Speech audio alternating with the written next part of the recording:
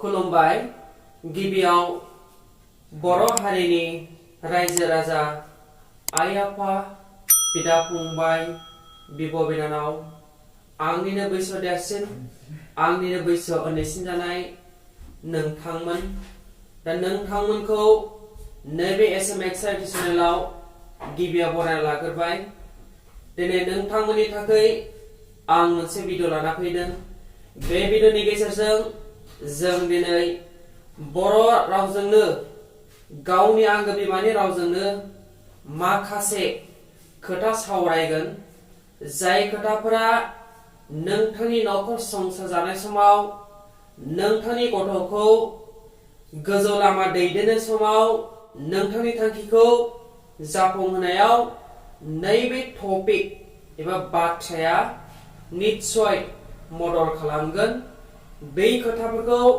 जों दिनै बे भिडिअनि गेजेरजों सावरायगोन दा नोंथाङा मोजां मोनोब्ला बे भिडिअखौ जागायजेननायनिफ्राय नायलां बे टपिकआनो जाबाय मा सासे फरायसानि जिउखौ जों माबोरै गोजौ लामायाव दैदेननो आरो बै फरायसाखौ गोजौ लामायाव दैदेननोब्ला बै फरायसाखौ सासे सक्सेसफुली एडुकेटेड पार्सन खालामनोब्ला जोंहा नांगौ मोनब्रै मेथड्स एबा मोनब्रै रुल्स जाय मेथड्स एबा रुल्सनि अनगायै नोंथाङा जिउआव सक्सेस जानो हानाय नङा लोगोसे नोंथाङा सासे एडुकेटेड पार्सन होननानै सानजानाय नङा दा बै मोनब्रै कनसेप्ट एबा मेथडआ मा बेखौ जों दिनै बे भिडिअनि गेजेरजों सावरायगोन दा नोंथांनि सिगाङाव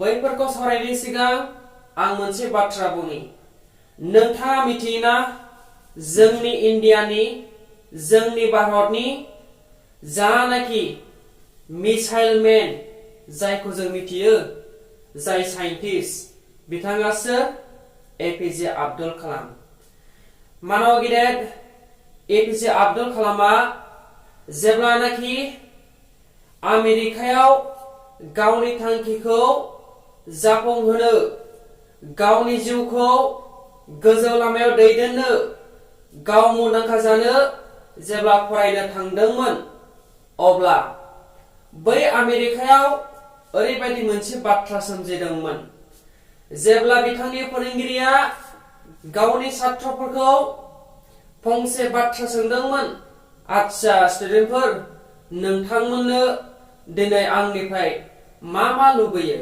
नोंथांमोननो नांगौ जानाय मुवाखौ आं दिनै होगोन दा बे समाव गोबां छात्रफ्रा बुंदों आंनो कलम नांगौ आंनो स्केल नांगौ आंनो खाथा नांगौ आंनो बिजाब नांगौ दा बै समाव एपिजे आब्दुल कालामआ मा बुंदोंमोन नोंथाङा गोसोआव दंना एपिजे आब्दुल कालामआ फोरोंगिरिया मा बिदोंमोन बिथाङा बिदोंमोन मोनसे डास्टबिन दा डास्टबिनखौ जोंनो मानो नोंथाङा सानोना डास्टबिनखौहाय जों मा दाखोर गारनाय हाग्रा गारनाय गाज्रि मुवा गारनाय बेफोरावसो मा बाहायनाय जायो नाथाय बै निहाथ डास्टबिनखौ नैबे भारतनि जायनाखि साइन्टिस्ट एपिजे आब्दुल कालाम बेनो मानो नांगौ नोंथाङा बेखौ गोमोदोंना बे डास्टबिनखौ नांगौ जाबाय मा बिथाङा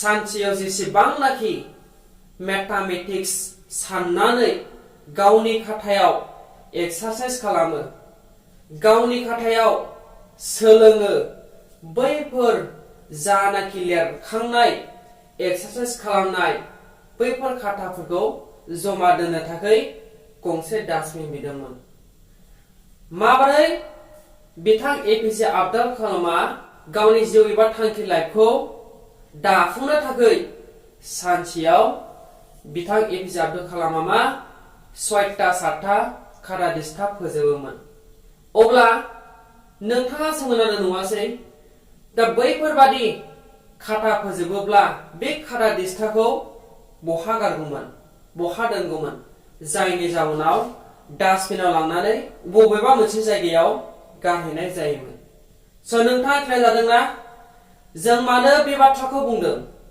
निश्चय नोंथाङा जोंनि भारतनि एपिजे आब्दुल कालाम बायदि गावनि जिउ थांखि होसोनायाव जेननानै थानो मोननाय नङा। नोंथांनि थांखिखौ मावफुंनो थाखाय नोंथाङा गोब्राब नाजानाय, गोब्राब खस्थ' खालामनांगोन। बाथ्रायाव दङ खस्थ'नि फिथाइया गोदै जायोनो। थिग बेबायदिनो नोंथाङाबो खस्थ' खालामग्रोनांगोन, बेनि उनावसो लाइफ केरियारखौ दाहैनो हागोन। दा जोङो दिनै बेल' नङा, माखासे बाथ्रा दंबावो जाय बाथ्राफोरनि थ्रुयैसो सासे फरायसाया गावनि लाइफखौ, गावनि जिउखौ दानो हायो। दा बै बाथ्राया मा? बे मोनब्रै जानाखि मेथड्स, बे मेथड्समोन। बे मेथड्सनि गेजेराव जोंहा गिबियाव दङ मा? बिमा बिफा। सासे फरायसाखौ राफोद इडुकेटेड खालामनो थाखाय गिबियाव नांगोन बिमा बिफा, जायखौ आं आगोलाव बुंदोंमोन बे मोनसे बेसिकमोन। अके, दिनै जों मिथियो बिमा बिफाया सासे छात्रनि थाखाय गोनांथि। मानो? दिनै सासे छात्रखौ जिउआव गोरों खालामनोब्ला गिबियाव बिमा बिफाया नोजोर खोख्लैनांगोन। सासे उन्दै गथ'खौ जोनोम होखांनायनि उनाव जों जेरै राव फोरोङो, जों जेरै आबार खालामो, थिग बेबायदिनो बिमा बिफाया उन्दै समनिफ्रायनो गथ'खौ फरायसालियाव थांनो फोरोंनांगोन, गथ'खौ जानाय लोंनायाव नोजोर होनांगोन, गेलेनाय फरायनायाव नोजोर होनांगोन। दिनै गथ'आ कलेजाव थांदों, दिनै गथ'आ फरायसालियाव थांदों, गाबोन थांगोन ना थाङाखै बेफोरखौ नोजोर खोख्लैनांगोन। उन्दै समाव थांनो रोङाखैब्लाबो नोंथाङा बिमा बिफा हिसाबै बा गार्जेन हिसाबै गथ'खौ खस्थ' खालामनायनि गेजेरजों साइकेलजों, गारिजों लांलाय लाबोलाय खालामनो नांगोन। जिउआव गथ'आ देरोबा निश्चय गाव हारसिं थांनो रोंगोन, गाव हारसिं सोलोंनो रोंगोन। दा नोंथांनि गथ'आ फरायसालियाव थांनानै सोरजोंबा बुलायदों नामा? सोरजोंबा नांलायदों नामा? सोरजोंबा माबा मोनसे खामानि मावहैदों नामा? गाज्रि लामायाव थांदों नामा? बैफोरखौ नोंथाङा मा? निश्चय नोजोर होनाय जानांगोन। अब्लासो नोंथांनि गथ'आ मा?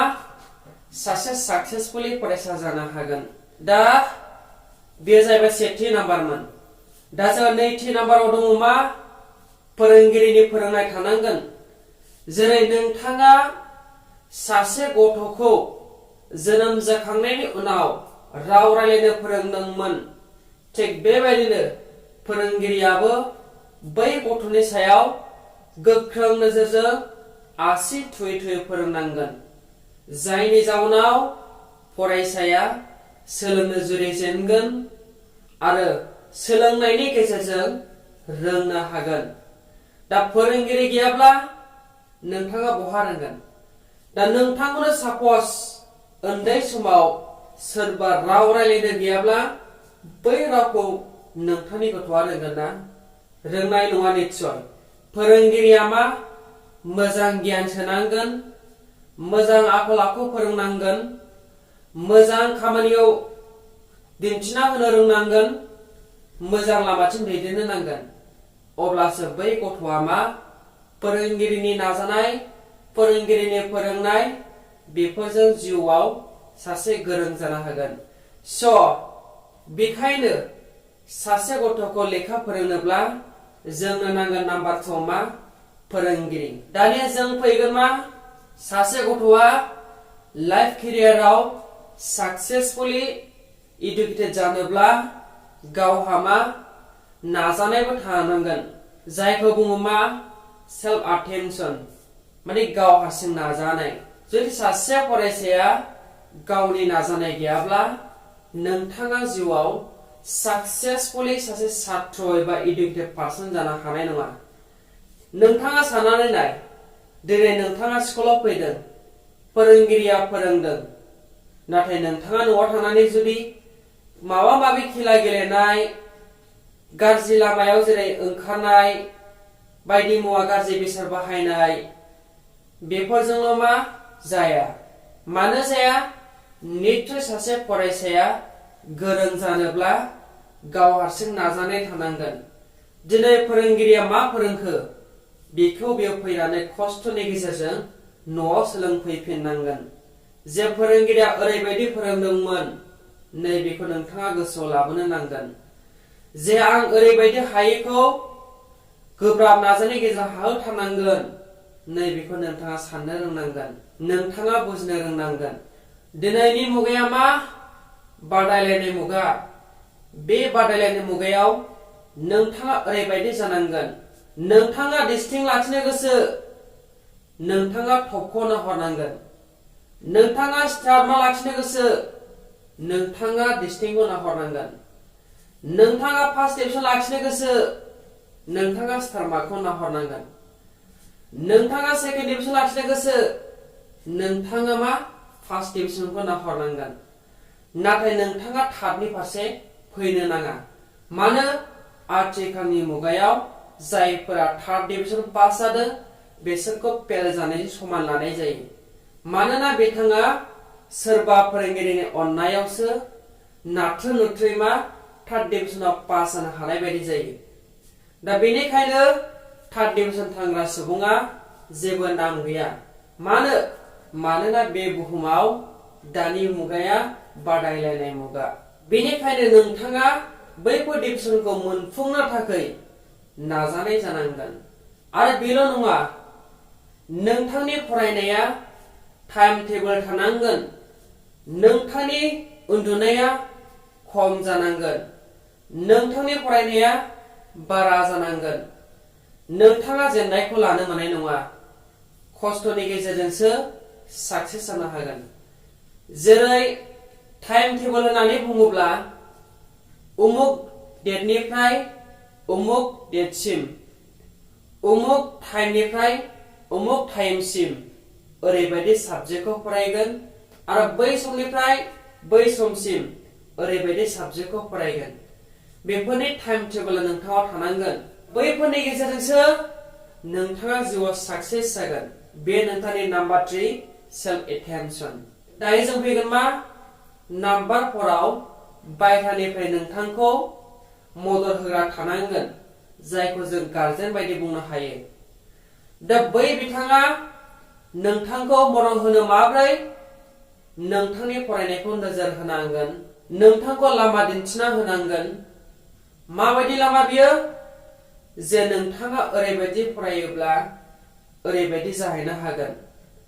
जेरै साइन्स फरायोब्ला सासे डक्टर, सासे नार्स, सासे साइन्टिस्ट बेफोरबायदि जाहैनो हायो होनना नोंथाङा बुंनांगोन। जेरै आर्ट्स फरायोबा नोंथाङा लयार, नोंथाङा लेक्सारार बेफोरबायदि जाहैनो हायो होनना नोंथाङा खोन्थानांगोन। जेरै कमार्स फरायोब्ला नोंथाङा बिजनेस मावनानै जानो हागोन, नोंथाङा मा? ट्रेड खालामनानै जानो हागोन। नैबेफोरखौ नोंथाङा मा? फोरमायनाय जानांगोन। दा बैफोर बाथ्राफोरखौ सासे छात्रआ खोमायाव सोनानै लानांगोन, बुजिनांगोन आरो बेफोरनि थ्रुयैसो बियो थांनो नांगोन। नङाब्ला नोंथाङा मा? जिउआव साक्सेसफुलि सासे छात्र जानाया गोरलै नङा। दा बैफोरखौ जों गंसे खब्रै साखा थानाय गारिजों रुजुनो हायो। दा नोंथाङा बुजिदों जानो हागौ। दा नोंथाङा नैबे SMS इडुकेसनखौ नायनायनि थाखाय नोंथांनिसिम रोजा रोजा साबायखर। नोंथाङा जुदि नैबे SMS इडुकेसनआव गोदान नायगिरिबा बे चेनेलखौ साबस्क्राइब खालामाखैबा भिडिअफोरखौ फिन खेब नायफिननो थाखाय साबस्क्राइब खालामनानै बेल आइकनखौ अलआव थुनानै हो। अब्लानो नोंथांनि नटिस थाङोब्ला नोंथाङा भिडिअखौ नुनो हागोन जेब्लानाखि आं आपडेट होयो।